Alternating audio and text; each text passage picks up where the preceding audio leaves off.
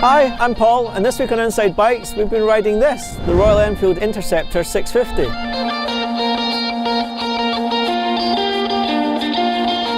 So Royal Enfield is a name from the past. Actually one of the oldest motorcycle brands in the world. 1902 they started out. Probably not as one of the great British motorcycle brands.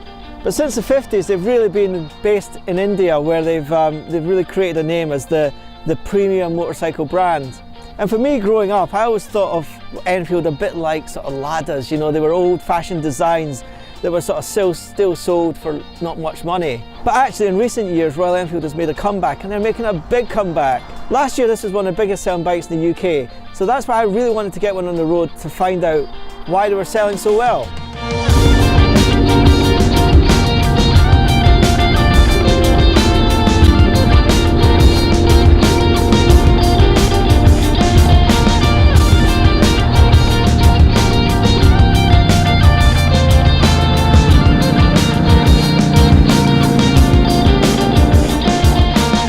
I have really enjoyed riding this bike. I had no preconceptions what it was going to be like. The thing you look at with Royal Enfield is the price, and it's no wonder they're selling well. Just over £6,000 for one of these. This one, two colours, 6,250, and you can get it with the chrome, and that's all 6,500. But to put that into context, you know, Triumphs, you're looking at sort of 8.5 grand for a sort of base level Triumph. Even something like the new Kawasaki Z650 RS, which is a really modern design, looking at 7.5 grand. And it's authentic. It's probably the most authentic retro bike I can remember riding. You're either going to love it or you're going to hate it. The things you can love it for are the things you can criticise it for.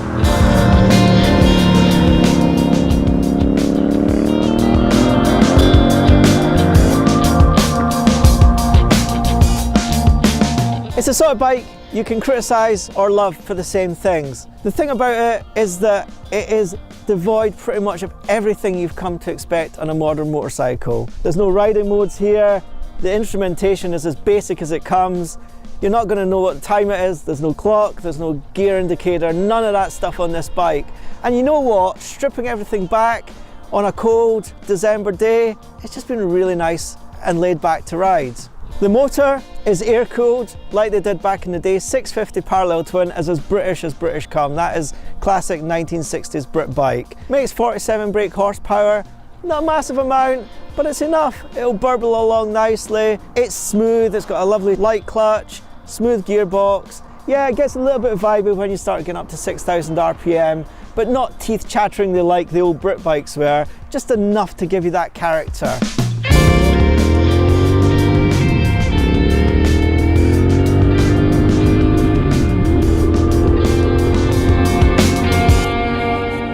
Sounds nice too. This one's got an aftermarket exhaust on it, gives it a little bit extra burble, but it's lovely, pleasant, and there's enough torque there just to keep it nice and laid back and really easy to ride on days like this. It's a budget bike, and what's missing is sort of the name stuff. You don't get Pirelli tyres, you don't get Olin suspension, Brembo brakes, you got none of that stuff, but what is there is good enough.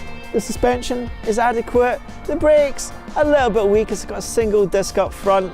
I'd prefer a little bit more stopping power, but it's okay. The wheels, authentic 18-inch, not the modern 17-inch ones that you get. They're okay, feels a little bit more lazy, but it handles nicely enough, and that shouldn't be a surprise. And the reason it's not a surprise is that Enfield are really going to town. They've got good people working on their products now. They've actually set up a base in Leicestershire, and that's staffed by a lot of ex-Triumph engineers and designers, and they know how to make a retro bike, and they know how to make a retro bike that handles well. It looks great. That engine, those classic engine casings look brilliant. It feels authentic. The twin clocks, yeah, they're basic, but they're right for the job. What did I not like about it? Well, the brake's a little bit weak. As an experienced rider, you probably like a little bit more power, but 47 horsepower, it's enough. It's a little bit lumpy at low speeds when you're pulling away. The throttle connection feels a little bit sort of woolly as well. There's a little bit slack there, but overall, you know what? For the money, I have been absolutely blown away by how good this bike is.